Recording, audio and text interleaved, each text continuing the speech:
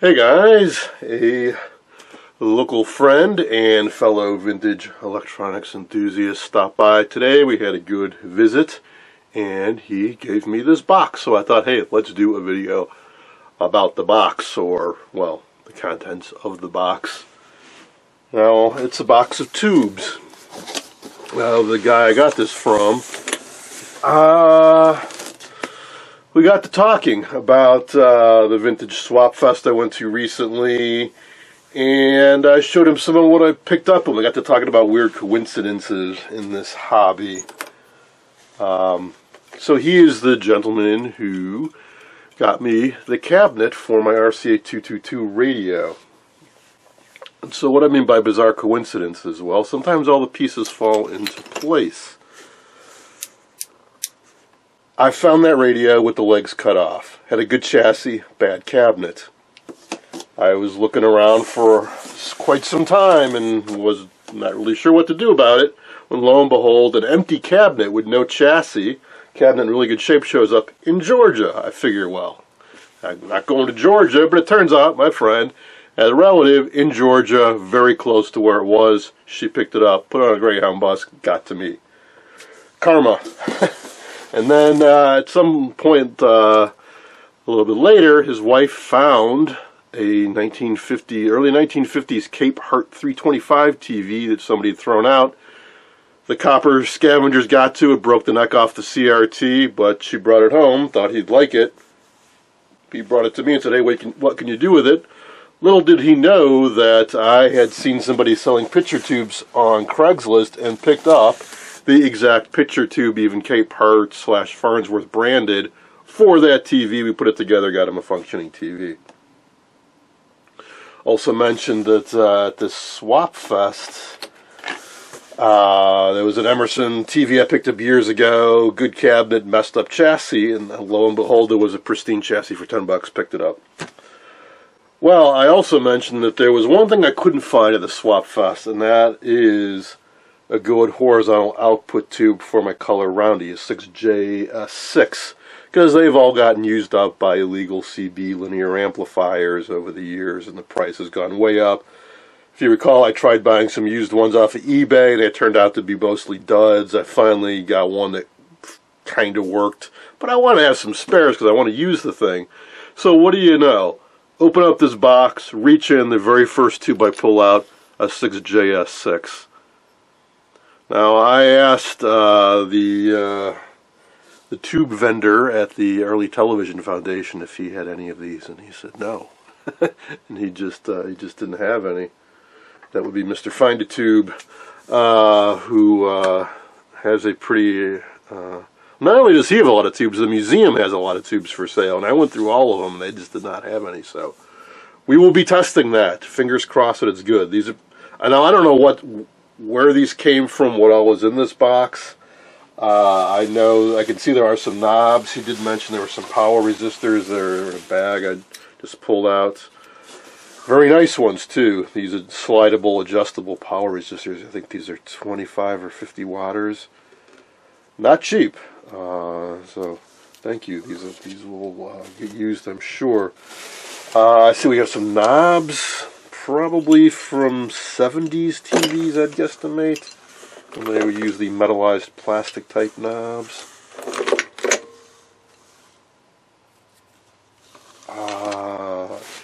And I thought this would all be newer stuff, but hey, look, here's a shoulder type. It is a Zenith 6X5G.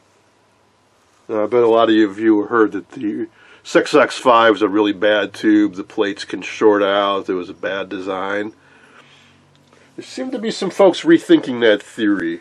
I've seen a lot of talk on the Antique Radio forum that maybe these tubes got a bad rap, and it was the circuits they were put in, they were overstressing the tubes, and that caused them to fail prematurely, and there's actually nothing wrong with these. I don't know. But hey, that is a nice looking tube. And it has a very good looking getter, so there's a good chance it's a good tube. So I'm going to go through these and let's try to pull out some of the more interesting looking ones and check them out. 6DQ6. Hey, what do you know? That's horizontal output tube for a 17-inch Predicta. I think I might have a use for that.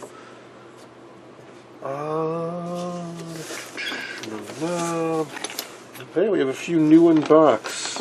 6BL8. I think I just might have a TV that uses this, which I have not shown on video yet, but I will one of these days. Alright, I'll just come out with it. The same gentleman I got my Color Zenith Roundy from, I also bought first generation rectangular color Motorola set from him. I think a 65 set. I think it's a 23-inch color rectangular picture tube. We'll save that for another day. 5U4. So many TVs use that for the main rectifier tube. Can never have enough of those. High voltage 3A3C. I believe that's what the Zenith Roundy uses. A lot of color TVs use that for the high voltage rectifier. Good tube to have. I'm going to guess another 5U4, just going by the shape. I can't see a marking on it, but yeah, we'll assume it's a 5U4. Good stuff. Plastic knobs. If anybody sees a knob they think they might need, let me know, because I do not recognize any of these. I'll spread them all out when we're done, so you can get a look at all the knobs. Yet another, yep, 5U4GB. So you might be wondering what's the difference between a 5U4, 5U4G, GA, GB, there might even be a GC. Generally, the later ones have better characteristics. They can have a higher peak in voltage on the plates, maybe a little bit higher current specs. Generally, any of the later ones can replace an earlier one. Like a B can be used in place of an A can be used in place of one that doesn't have any letter at the end of it, but generally not going the other way.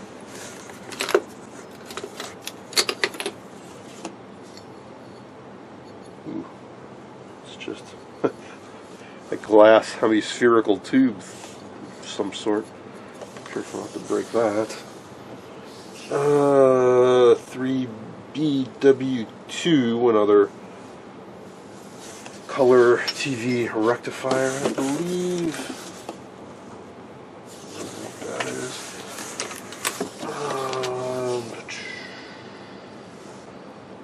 6AX4 damper tube, lots of sets use those. 6HE5 Compactron, I'm not sure.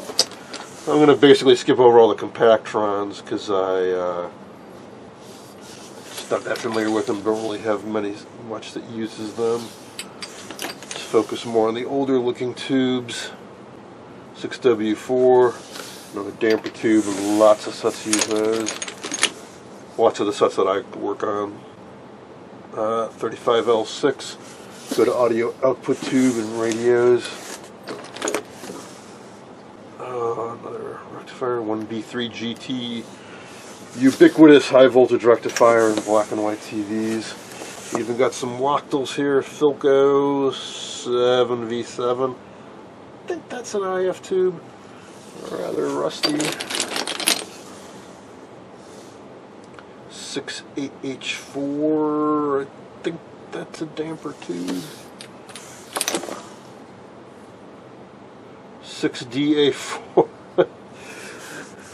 Damper tube used in a 17-inch Predicta. I just ran out of these. What are the odds?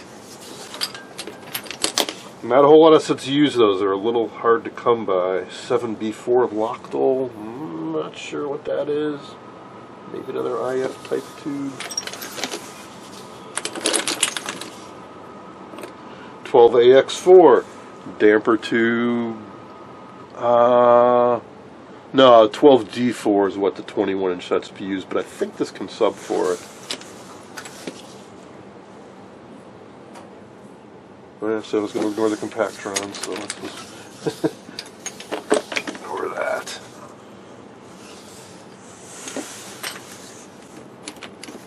What's this big guy? 6CD6. It's So one of the beefy earlier horizontal output tubes. I think I have one or two sets that might use this. Sort of a successor to the 6BG6. 6V6, a couple of them. Very different looking styles, but these are both the same tube. Audio output tube, really common. This is just a plain 6V6, 6V6 GT. It says Shield on it. I'm gonna guess this is a late production, kind of a cheapo one. I don't think I've ever seen that Shield logo before.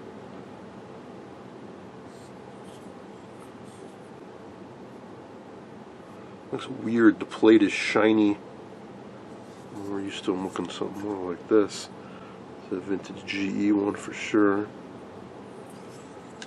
Some of the late production tubes, they started getting really cheaply made. Tube stuck inside a shield. Oh, these can be a bear to get out sometimes. Especially when the shields don't want to open up.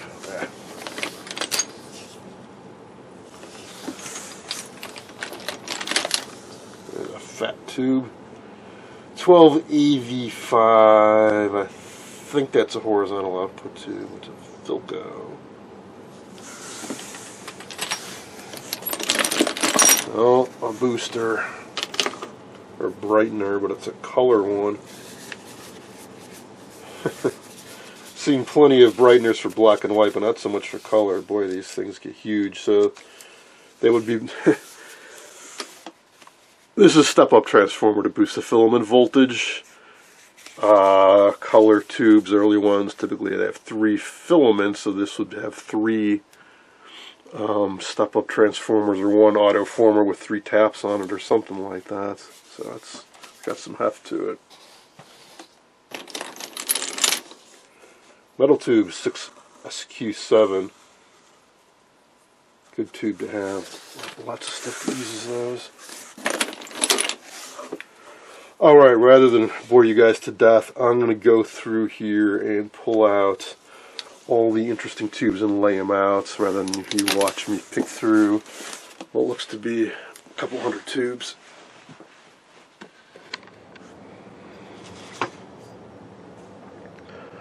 Alrighty, I went through and I pulled out most of the octal and loctal and a few interesting miniature types.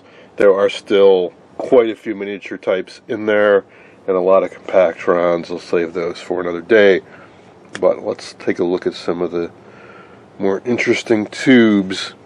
Found more 5U4s, including one of the big old school types, Philco, like these big ST shoulder types. Hopefully it has some life left. That's not a good sign though, those flecks in there. That is cathode material that has flaked off. Might still have some life left, but that's not what you want to see. That can happen when somebody turns on a set and the caps have not been formed up and it really puts an excessive load. It can actually blow the cathode material off the tube. That's one. You want to do one of those slow starts with a very accurate dim bulb.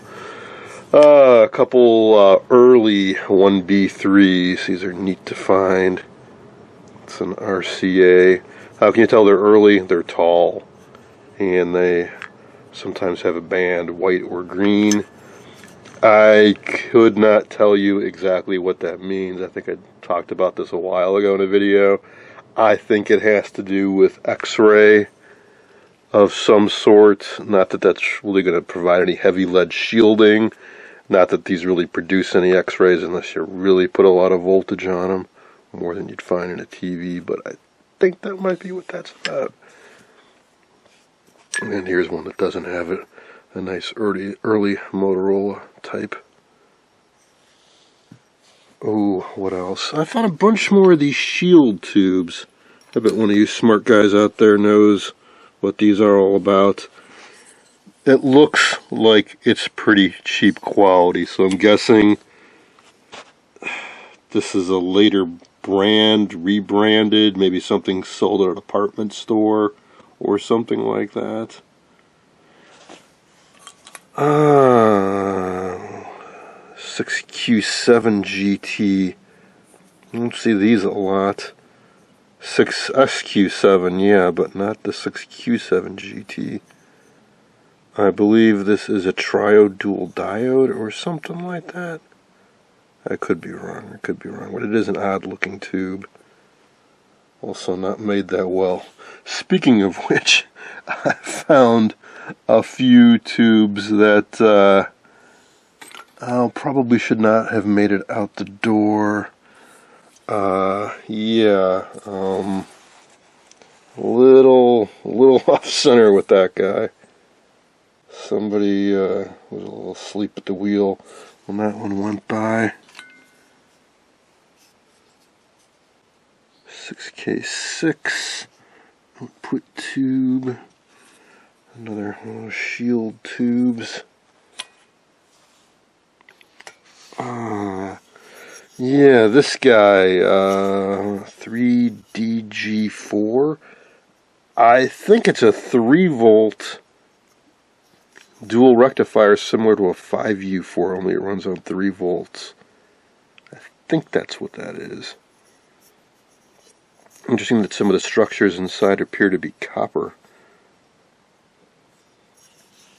Don't run into those too often.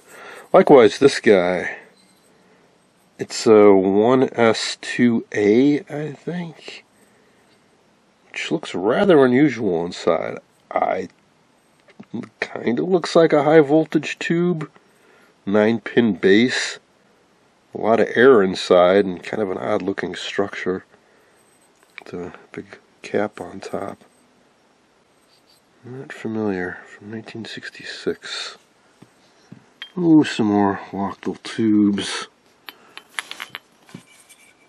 Another dubious production quality on this one. Little off to the side there. It's that 5Y3, I think. 12SK7, 12SA7, 6SJ7, 12SQ7. Basically the tubes you find in an All-American 5. Bunch of 6SN7s, couple 12SN7s. Always have a use for those. A lot of TVs and test equipment uses them. 6CD6, another horizontal output tube.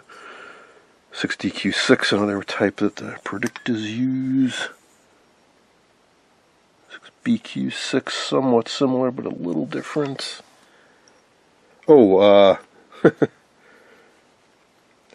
These are both the same tube. These are both 6X5s. That is the type when it was first introduced. This would be towards the end of them making octal tubes. Save money, make the envelope as small as possible. But electrically, it works the same. Pop this guy to the same socket that this was designed for. This looks very different. 6W6. Some high voltage rectifiers. And an RCA 12AX7A. Prized for audio preamps, guitar amps. Might be some more in there. Did not look through all the miniatures. There are quite a few in there. More damper tubes. 6SN7. And yet another shield tube. 25BQ6. Alright, that's about it for the really interesting looking tubes. So I'm going to pack these away, spread out the knobs, and then for a finale, we are going to test this tube. Now, it's seen some use. The getters don't look so hot, and the glass is a bit discolored. But given how hard these are to come by, if it measures it all good, I'll be very happy. Let me just straighten those pins out a bit too. Well, I figure it's a heck of a long shot, but if anybody recognizes, has a need for any of these knobs, please let me know. I do not recognize any of them.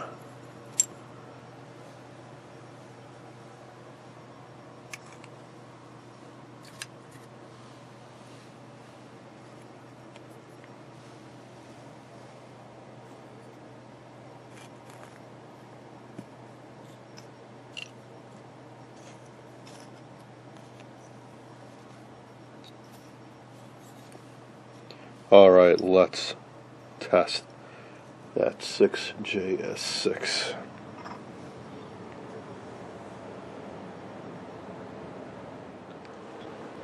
I'm going to use my Syncor TC162. It's one of the few testers I have that can do compactrons. Straighten out the pins a little bit.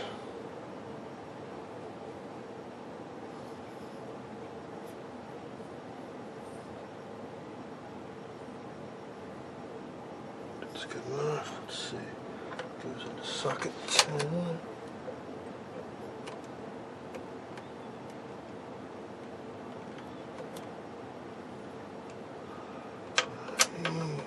Cap on. Turn the tester on. It's lighting up.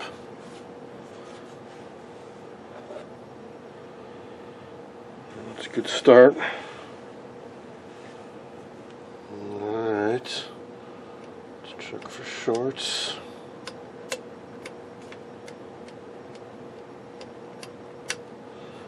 Good. Let's see,